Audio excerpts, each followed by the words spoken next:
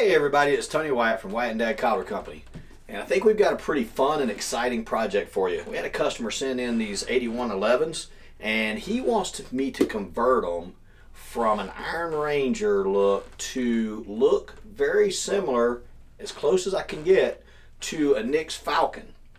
So I snuck in my nephew Nick's closet and borrowed his Nick's Falcons. He's finding this out right now, by the way, because he's editing the video. But anyway, I got his Falcons, and we're just going to destroy his Falcons and pull them apart so we know that we're putting these Iron Rangers back together the way they should. Nah, seriously, he would probably kill me if I did that. So we're just going to leave these alone and use them as an example as we're going along. So stick around. As Tobias would say, stick along and find out how we convert these Iron Rangers.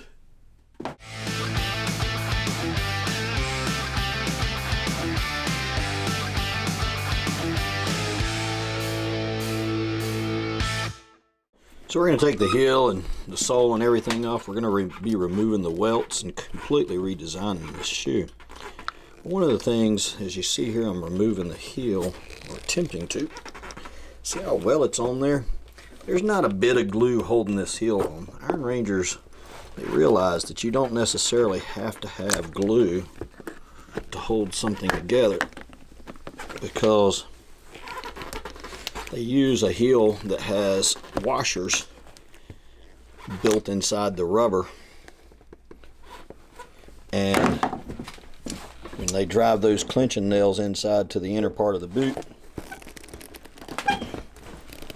they sink them down to those washers.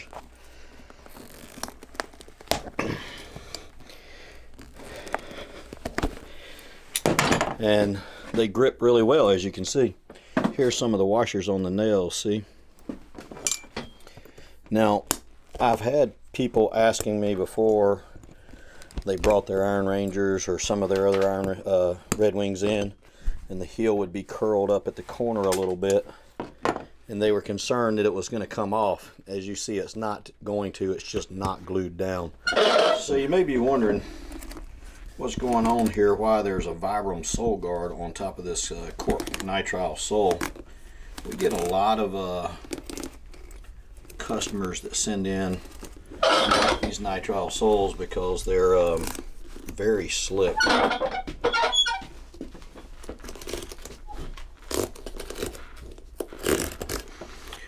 And so probably what happened was this customer tried to get some traction, and his local cobbler suggested the sole guards, which would do the trick, but this customer purchased these shoes, boots specifically for me to recraft and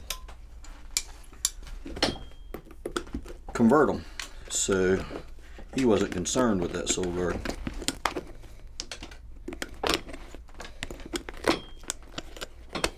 Since we're going to be converting, we don't need these anymore. And we're going to be taking off the welts and getting rid of all the cork. But we are going to be saving the 3-rib steel shank.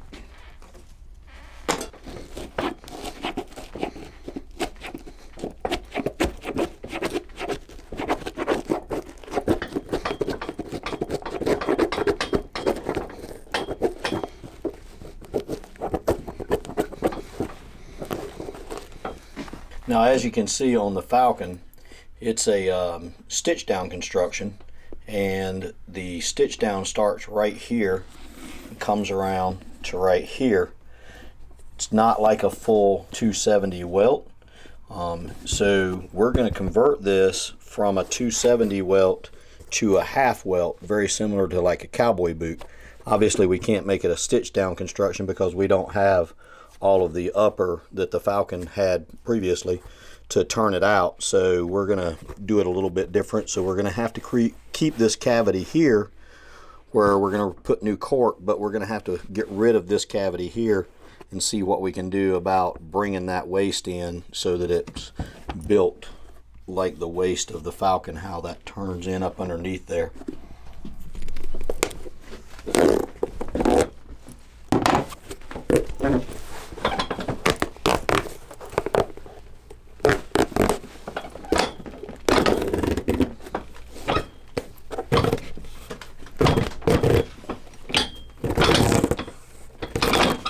Alright, so I'm thinking somewhere right along in here. So our welt is going to come around to here, and then we're going to pull this waste in right here. So we need to remove the gimming from this area here and figure out a way to secure the upper of the boot to the inner sole and make it secure so it won't pull apart. So the first thing we're going to do is get rid of this gimming from here back.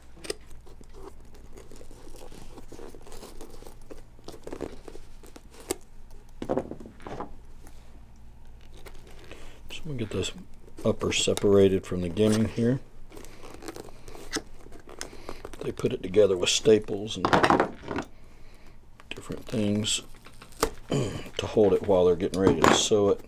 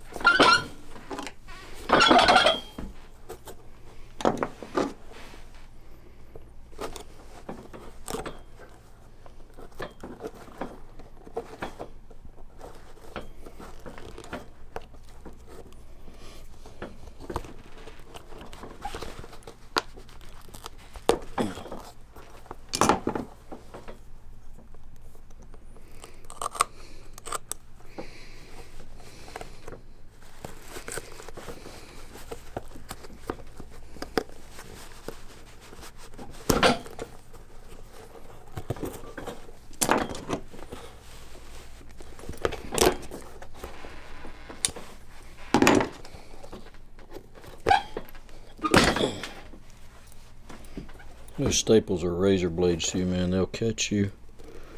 They'll cut you in a heartbeat.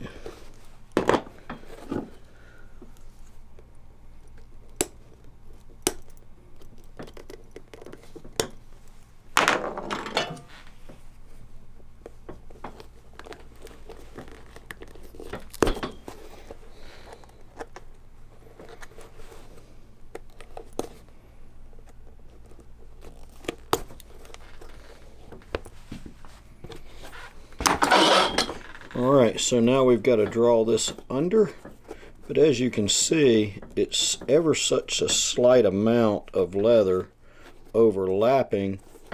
I don't want to trust it to try to get a Blake stitch on it or even just tacks to hold it there.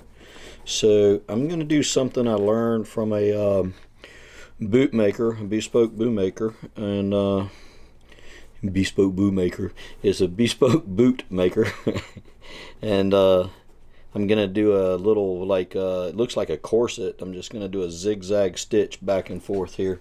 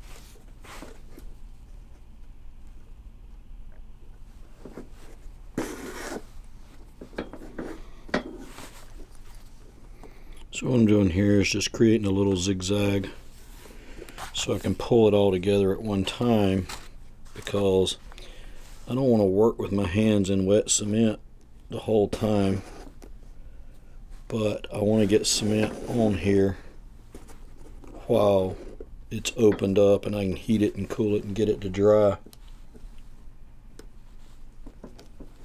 And then when I'm ready to stick it, I want to be able to cinch it together and stick it all at the same time. So I'm going to do more zigzagging after I get it glued in place, just for extra security, because I'm going to leave no hole uncovered that was originally there for the welt stitching. It's spaced that way for a reason, for strength, and so we don't want to bypass any of that. Got myself. No blood drawn though.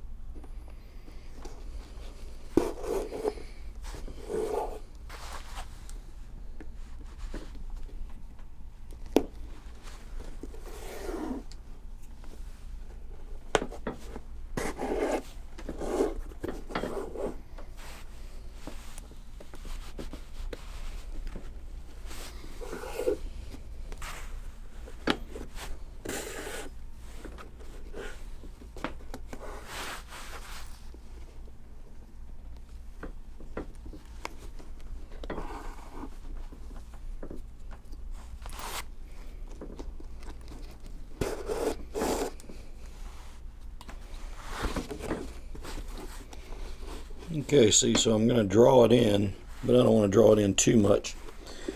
Just showing you how it's going to draw in when we're done with the glue, because we don't want to make the boot smaller than it originally was. So I'm going by the old gimming line here to where that's where I'm going to fold down. So let's get it some cement on it, and then we'll get ready to cinch it together.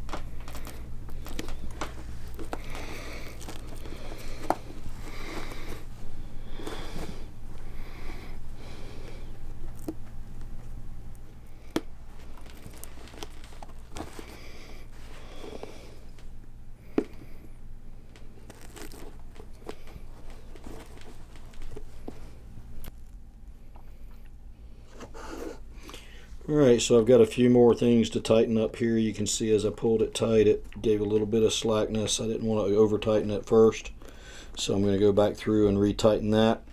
And then once I do, we'll start back over by putting the shank on, and once I do that, we're going to start with putting the welts in, then we'll put the cork and the shanks on, and then we'll be going from there. So I didn't like the way the first cinching came out. It seemed to pull in too tight in the waist right here and made the boot really tight around the arch support. So I cut it back loose, and I drew me some lines to make sure I don't over tighten. And so now I'm doing every hole as I go along, working toward the bottom. And we're going to see how this comes out. But I think this is going to be the trick right here.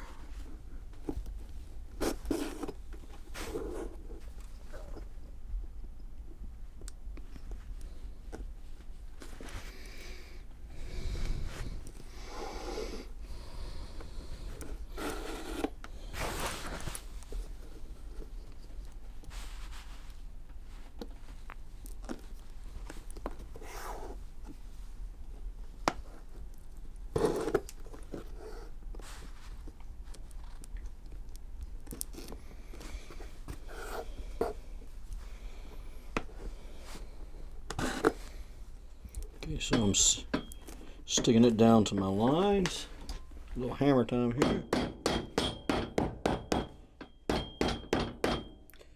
Just a little pun for the Steve Dudeclin fans, because he is famous for his hammer time.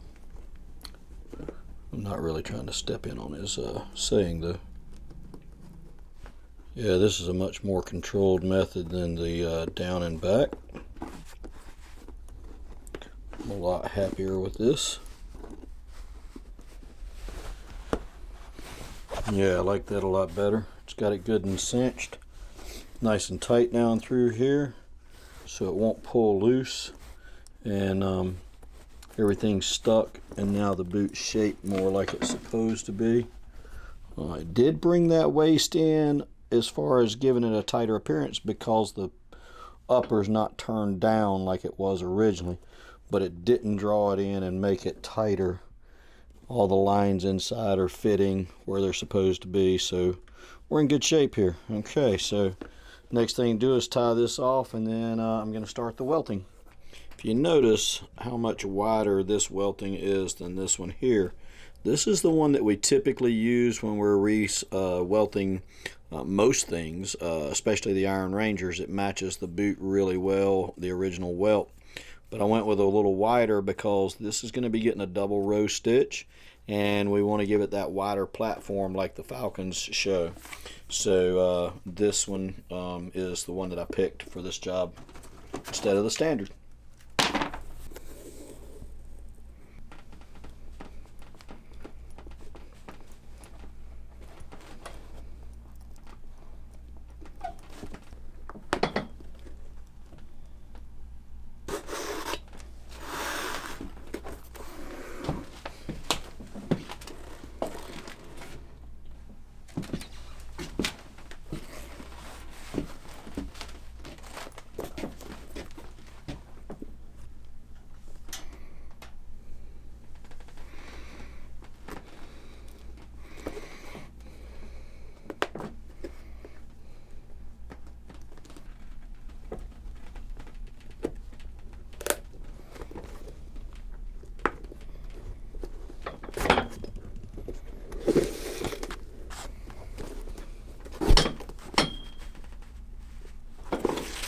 Alright, so one thing that I want to point out to young cobblers and learning how to welt, you can lay the welt right here and you can pull it tight.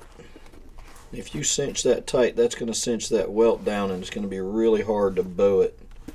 So what you do instead is you kind of hold it up with one finger while you got it, and you cinch that puppy tight. You see that kind of holds it up in the air. Now it'll drop as I go around because it's putting pressure, but each time I put the stitch in and get it right, it'll take it out. Another very important factor about re-welting a shoe or boot is the direction that you take your needle through.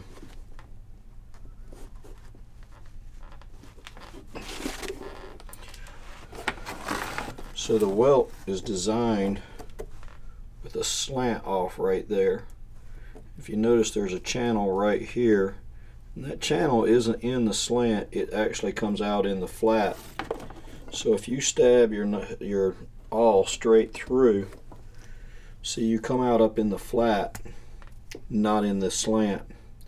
And what happens when you do that, the welt is stitched up beside the shoe or boot, and then when you put the sole on, it brings it down and you see every one of those stitches. Whereas if you go in at an angle like I'm doing,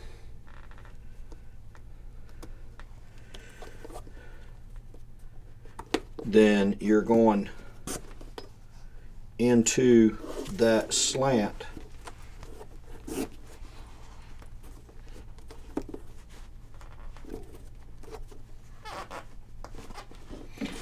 And so you won't see those stitches because they're going to be on the other side of that little heel.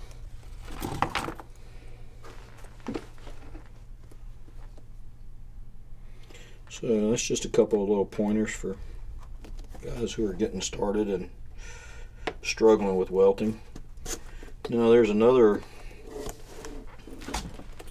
I guess you'd call it, debate as to whether to sew welts dry or wet. Some people swear by wetting the welt, and other people swear by doing dry.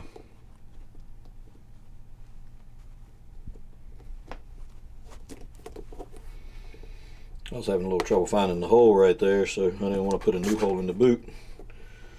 I could have just shoved it through and not look bad on camera, but I'd rather look bad on camera and come out with a better quality product.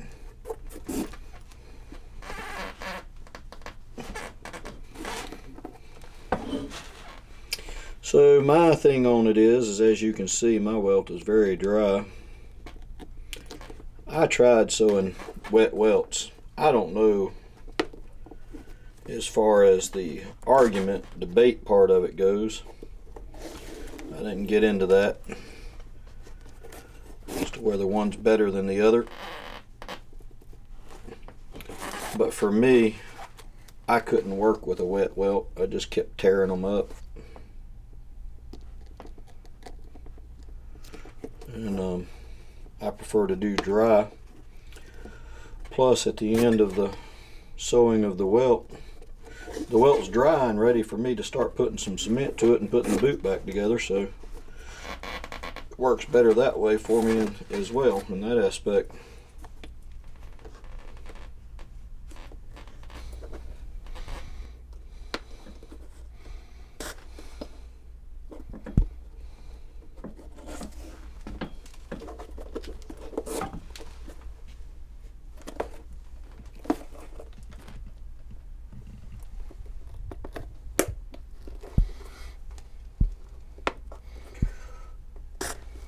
Another thing for the new welters is, you see how I'm bringing this in and I'm pulling that. It's not a matter of just cinching it tight here. You want to pull that knot right there into the center of the boot and then cinch. Then you pull it tight. That's when you get a good lock and everything's nice and safe.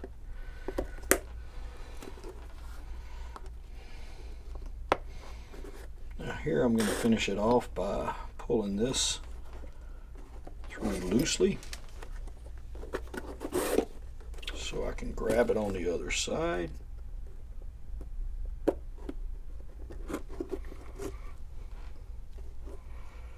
And I end up with both threads on the inside of the boot. Now the way I was taught is you take and make a single loop like this, bring it down, cinch it tight, and then we take and make a double pass through and cinch that tight. And cut off your excess and don't cut the corset.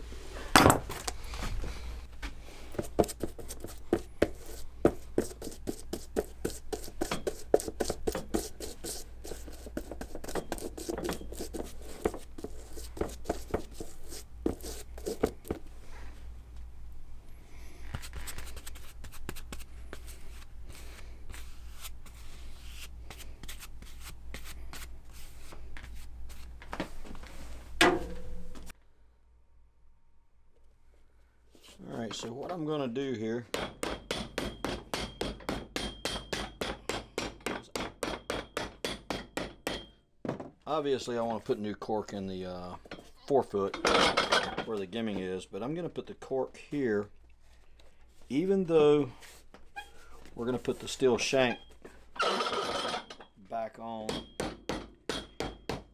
and then we're going to cover the shank with leather. I'm covering the corset with the with cork first instead of putting the shank right next to it, because I don't want to take a chance of the steel shank over time rubbing against those threads and cutting one of them loose, and then the whole thing want to let go. So I'm protecting it, and it's not really going to make a big difference in the bulbous, even though we're not filling a void like we are up here, because I'm also on top of the shank going to put the piece of leather so that we can get that nice round waist area that are in the Nick's Falcon boots, because we're trying to emulate that. And so the cork is just going to be an addition to that, and it's a protector of the thread. So now it's time to put the shank on.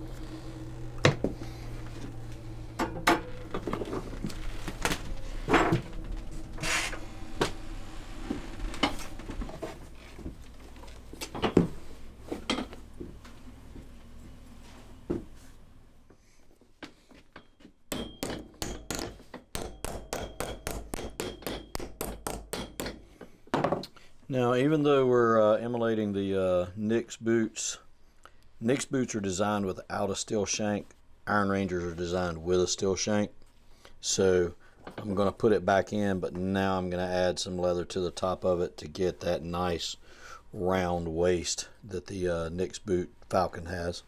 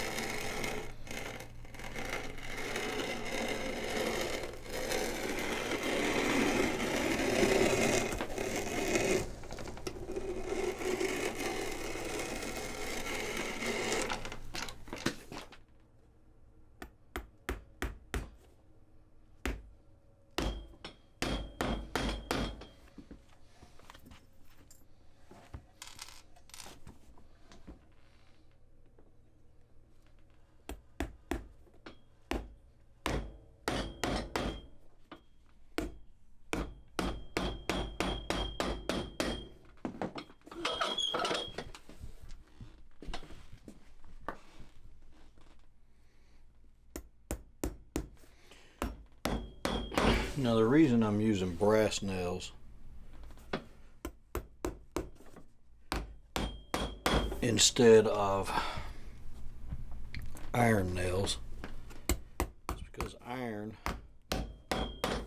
exposed to perspiration, will rust. The way shoemakers and bootmakers get away with that is with a leather heel pad to cover it. And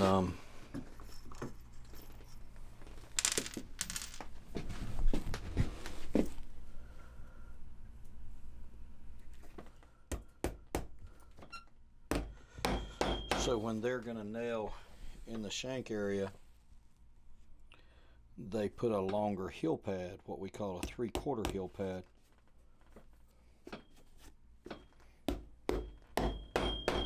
So it'll cover over the top of those iron nails and keep them from being exposed to that perspiration and rusting and eating away at the inner sole. Whereas the Iron Ranger is designed with a little short heel pad, and we're going to reuse these. So I went with brass in the waist area. That way we don't have to worry about rust. Be done like a cowboy boot.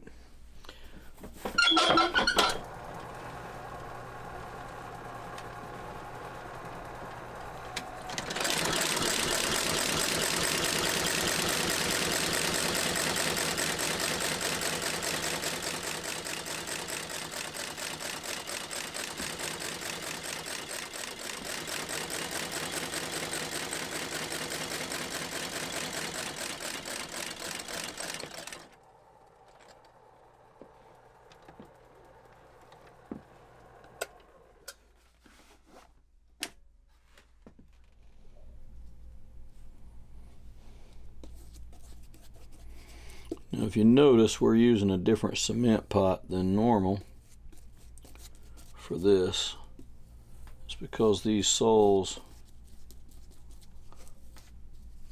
are a different density of rubber, and a standard all-purpose cement won't hold to them, that holds the leather and different things like that together, so we have to use this special glue. We call it CDC in the business. I don't speak the foreign language that it was made in, so I don't want to pretend to pronounce it correctly. It's made by Renia. Probably pronounced that wrong as well.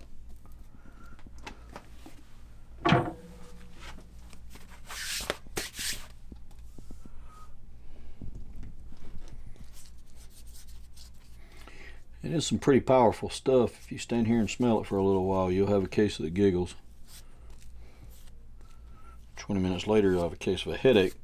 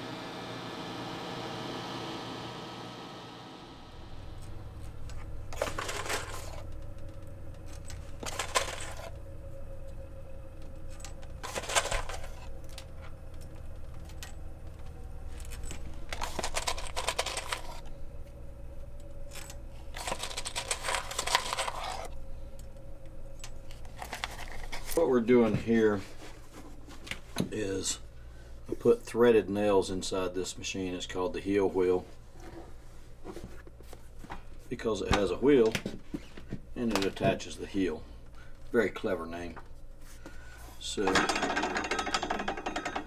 put threaded nails in, and I'm coming from the inside because of the way this boot is designed. I don't want to nail from the outside like normal.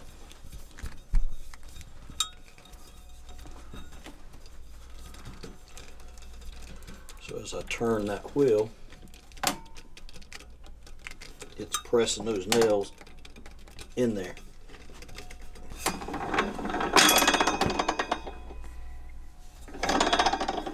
So you can see it drove the nails through from the inside into the base.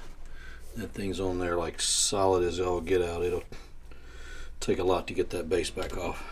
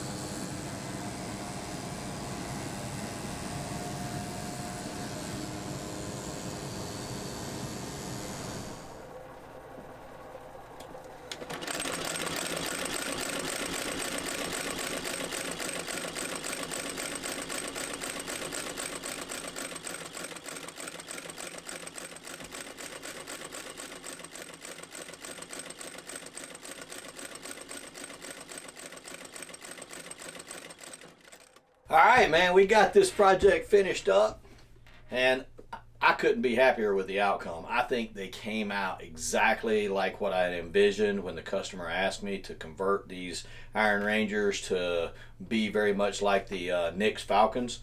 And so to recap, you know, I did a half welt, and then I did a double row stitch on the outside here so that it would just look just like the Falcons do with that stitch down double row stitching. I left the welt nice and wide right there, just like the Falcons have the wide welt. Beefed up the arch area to get that hump in there.